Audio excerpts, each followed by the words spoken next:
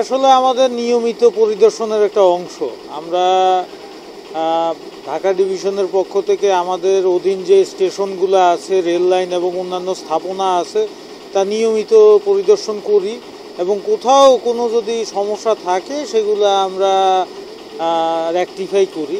আজকের এই পরিদর্শনের উদ্দেশ্য সেটাই।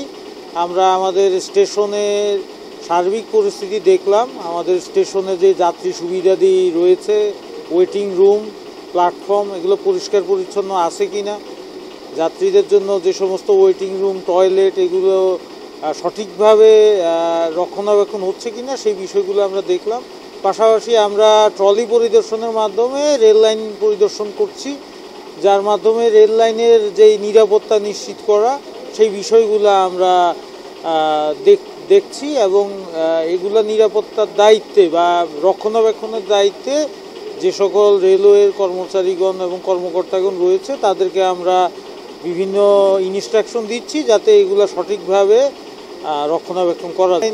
আমাদের যে সমস্ত ট্রেন আছে, আমাদের বিভিন্ন ধরনের ট্রেন আছে, ধরেন আন্তনগর train, mail express train, commuter train, বিভিন্ন ধরনের ট্রেন আছে। এখন আমাদের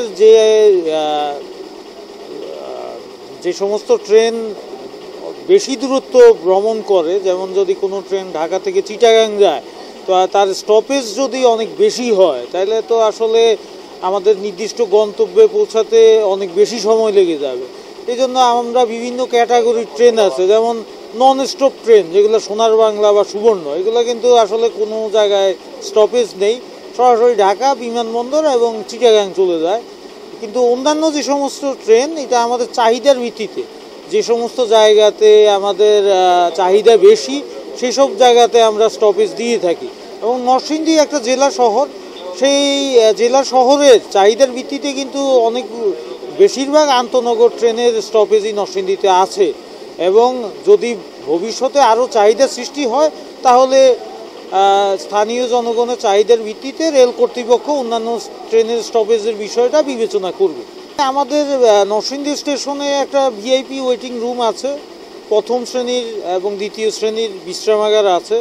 এই ওয়েটিং রুমগুলো আমাদের যাত্রীদের জন্য, এবং ওয়েটিং রুমে আপনার টয়লেট ফ্যাসিলিটি আছে এবং মহিলা বা প্রতিবন্ধীদের জন্য আলাদা টয়লেট ফ্যাসিলিটি রয়েছে।